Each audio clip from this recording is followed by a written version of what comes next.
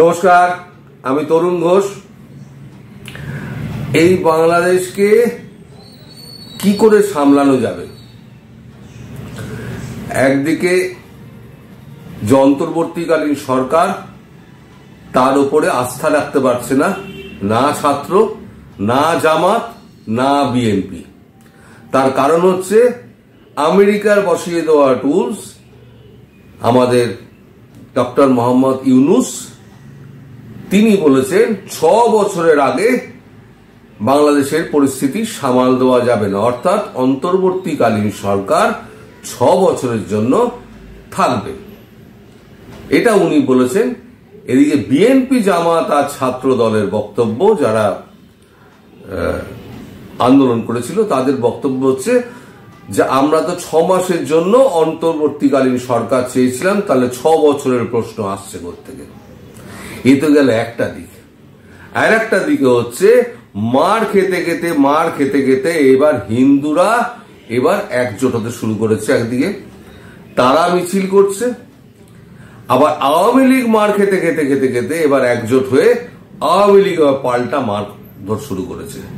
এই আওয়ামী লীগের হামলায় পড়ে সেনাবাহিনী মার খেয়েছে, সেনাবাহিনীর গাড়ি পুড়েছে, তাদের অস্ত্র ছিনতাই হয়েছে, মানে যা যা হওয়ার বাকি ছিল বাংলাদেশে এখন পুরোটাই কমপ্লিট হয়ে গিয়েছে। আমি বলেছি না, বাংলাদেশের অবস্থা আরো খারাপ হবে, প্রতিদিন অবস্থা বিগড়বে। এই অবস্থা সামাল দেওয়া কিন্তু সম্ভব নয়, অন্তত ডক্টর ইউনূসের পক্ষে তো সম্ভবই নয়, কারণ তিনি একজন শিক্ষাবিদ, তিনি রাজনীতি জানেন না। আর আমেরিকা যেভাবে চালাতে চাইছে, আমার মনে হয় না হামিদ কারজাইয়ের মতো, যেমন হামিদ কারজাই যেমন আফগানিস্তানে চালিয়েছিলেন, তিনি এইভাবে উনি চালাতে পারবেন। কদিন বাদেই উনি হয়তো ছেড়ে ছুড়ে দিয়ে পালিয়ে যাবেন, আবার একটা ঘোর সংকটের মধ্যে বাংলাদেশ পড়বে। তা এখন হিন্দুরা এখন প্রচন্ড মার খেতে হিন্দুরা কিন্তু এখন একজোট হচ্ছে। কয়েকজন হিন্দু বলছে যে আমরা কেন বাংলাদেশ ছাড়ব, বাংলাদেশের স্বাধীনতায় কি আমাদের কোনো অবদান নেই? লিখেছে বাংলাদেশে হিন্দু প্রোটেস্ট, জেগে উঠছে বাংলাদেশের হিন্দু, যে মন্দির ভাঙতে আসবে তাকে ডান্ডার বাড়ি। এদিন ঢাকার প্রাণকেন্দ্র শাহবাগে বাংলাদেশি হিন্দুরা বিশাল মিছিল করেন, সেখানে হরে কৃষ্ণ থেকে জয় শ্রীরাম ধ্বনি ওঠে। আন্দোলনকারীরা সংখ্যালঘুদের নিরাপত্তার দাবি তোলেন। এই নিয়ে সরকার কি পদক্ষেপ করতে বলেন। পাশাপাশি তারা প্রশ্ন তোলেন, কেন তারা ভারতে যাবেন? বাংলাদেশ কি তাদের দেশ না? এই দেশের স্বাধীনতায় কি হিন্দুদের কোনো অবদান নেই? এদিকে এক প্রতিবাদীকে পাল্টা মার দেওয়ায় হুঁশিয়ারি দিতে শোনা যায়। সেই ব্যক্তি বলেন, যে মন্দির ভাঙতে আসবে তাকে গুঁড়িয়ে দেবে এবার। উল্লেখ্য, গত পরশু রাতে ঢাকার শাঁখারী বাজারে রাতে হিন্দুরা মিছিল করেছিলেন, আবার চট্টগ্রামের মন্দিরে হামলা করতে এসে স্থানীয়দের হাতে মার খেয়েছিলেন এক দুষ্কৃতী। এই হচ্ছে হিন্দুদের, দেখুন হিন্দুরা জমায়েত হয়েছে, জমায়েত হয়ে এরা এখন আন্দোলন করতে শুরু করেছে। কারণ ওই মার খেতে একটা জায়গায় এসে এবার প্রতিবাদ ভেবেছে যে প্রতিবাদই তো একমাত্র রাস্তা, এছাড়া তো মার খেতে আমরা মরেই যাব। এতদিন ধরে আমরা মুখ চুপ করে শুয়েছিলাম, এইবারেতে কথা বলার সময় এসছে, ফলে এবারে পাল্টা মিছিল এবারে শুরু হয়েছে। ওদিকে একইভাবে পাল্টা মার খেতে এবার পাল্টা মার দিতে শুরু করেছে আওয়ামী লীগ। যত আওয়ামী লীগের নেতা সব তো পালিয়ে গেছে, এবার যারা গ্রাউন্ড ফোর্স ছিল তারা দেশ ছেড়ে যাবে কোথায়? তারা ভেবেছে আমরা যদি বিচ্ছিন্ন হয়ে যাই তাহলে পরে আমাদের সব এক এক করে কোতল করে ওই এদিকে বীজ থেকে আমাদেরকে ঝুলিয়ে দেবে, ওপরে পা নিচে মাথা করে আমাদের ঝুলিয়ে দেবে। ফলে আমরা যদি একজোট না হই তাহলে পরে কিন্তু আমরা মার খাবো। গতকাল থেকে এই মিছিল একেবারে বিভিন্ন জায়গা থেকে এই মিছিল জড়ো হতে হতে পুরো ঢাকার মহানগরের মধ্যে দিয়ে আসতে শুরু করে দিয়েছে। এই সময়তে আপনার সেনাবাহিনীর গাড়ি সেখান থেকে যাচ্ছিল। সেনাবাহিনীর ওপরে গিয়ে রাগটা পড়ে আওয়ামী লীগের কর্মীদের। এই কারণে আওয়ামী লীগ সমর্থকদের অভিযোগ, এই আর্মি তারাই শেখ হাসিনাকে দেশ ছাড়তে বাধ্য করেছিলেন। এই সেনাবাহিনী যারা সদস্য ছিলেন তাদেরকে প্রচন্ড মেরেছে, মেরে ধরে তাদের অস্ত্রশস্ত্র কেড়ে নিয়েছে, কেড়ে নিয়ে দুটো গাড়িতে আগুন জ্বালিয়ে দিয়েছে, দাউ দাউ করে সে আগুন জ্বলছে। সারা এতে সোশ্যাল মিডিয়ায় সেই খবর ছড়িয়ে পড়েছে। এখন এতদিন কিন্তু সেনাবাহিনীর গায়ে হাত পড়েনি, এই প্রথম কিন্তু সেনাবাহিনীর গায়ে হাত পড়লো। ফলে সেনাবাহিনী কিন্তু একটুখানি মানে স্ত্রত হয়ে রয়েছে যে আমাদের ওপরে আবার কখন আঘাত আসবে, আমরা কিন্তু পার পাবো না। সারা দেশে পুলিশ বলে কিছু নেই, পুলিশকে আবেদন করা হচ্ছে তোমরা থানায় ফিরে এসো, কিন্তু পুলিশ এই সরকারের ওপরে, অন্তর্বর্তী সরকারকালীন সরকারের ওপরে পুলিশ আস্থা রাখতে পারছে না। কারণ অন্তর্বর্তীকালীন সরকারের ওপরেতে জামাত এবং বিএনপিরই আস্থা নেই, তারাই বিদ্রোহ করছে। জামাত বিএনপির কথা পরে আসছি, জামাত বিএনপি বিদ্রোহ করছে, তারা এবার ভেতরে ভেতরে খেপছে এবং তাদের ঝগড়াটা এবার 2-3 দিনের মধ্যে প্রকাশ্যে আসবে।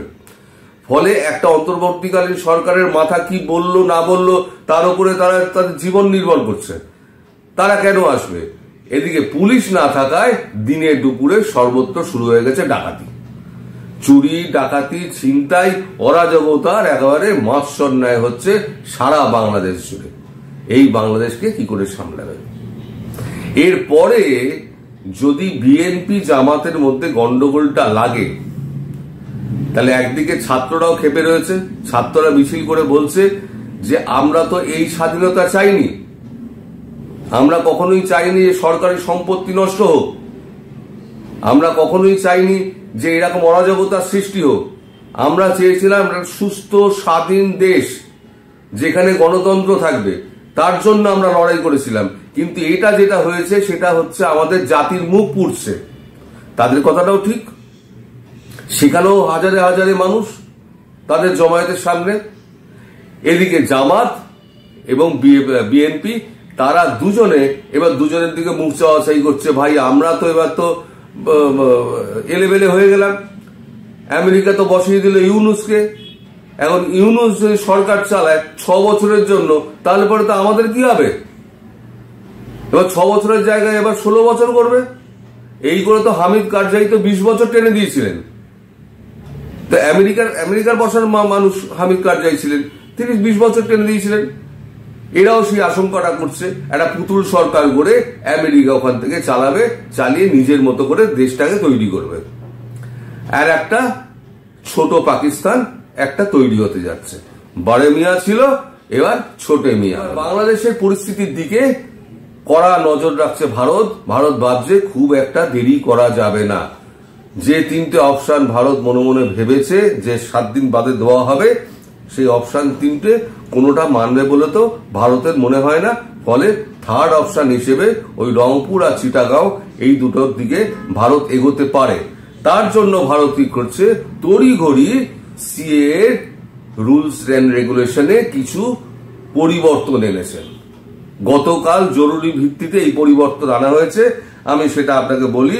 New CAA rule to help Bangladeshi Hindu, লাভ বাংলাদেশের হিন্দুদের। সিএএ নিয়ম সংশোধন, ভারতের আরো সহজ নাগরিকত্ব পাওয়া। নাগরিকত্ব সংসদীয় আইনের একটি গুরুত্বপূর্ণ নিয়ম সংশোধন করল কেন্দ্রীয় সরকার, যে সিদ্ধান্তের ফলে বাংলাদেশের হিন্দুদের লাভ হবে বলে দাবি করলেন বিজেপি নেতা স্বপন দাশগুপ্ত। যে সিদ্ধান্তের ফলে সিএএ এর আওতায় নাগরিকত্ব পাওয়া আরো সহজ হলো। মানে ব্যাপারটা কি ছিল,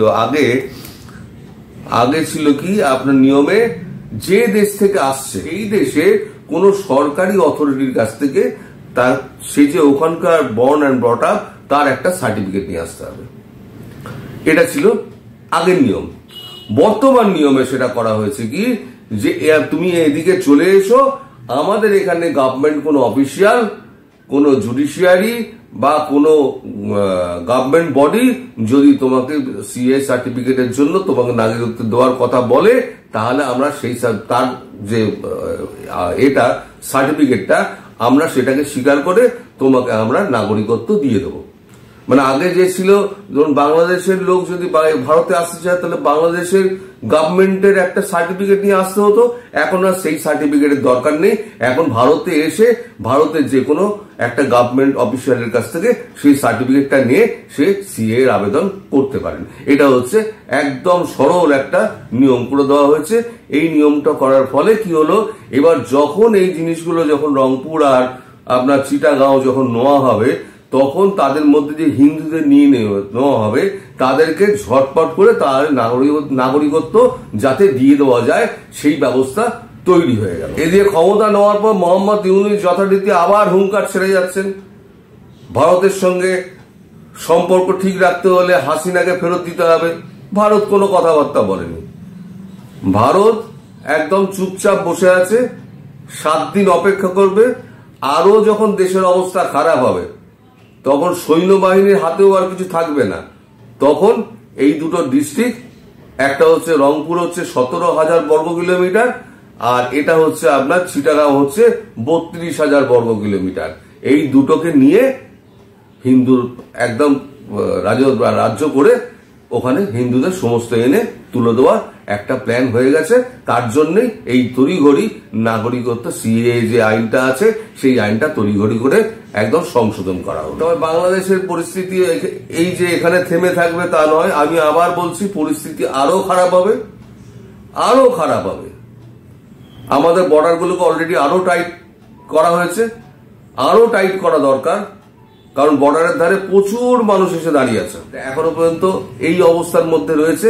এখন দেখা যাক খবরের গতি কোন দিকে যায়, তারপর আমি আপনাদের জানাবো যে লেটেস্ট কি অবস্থা রয়েছে। ততক্ষণ পর্যন্ত এখানে শেষ করছি। সবাই ভালো থাকবেন, সুস্থ থাকবেন এবং সাবধানে থাকবেন। নমস্কার।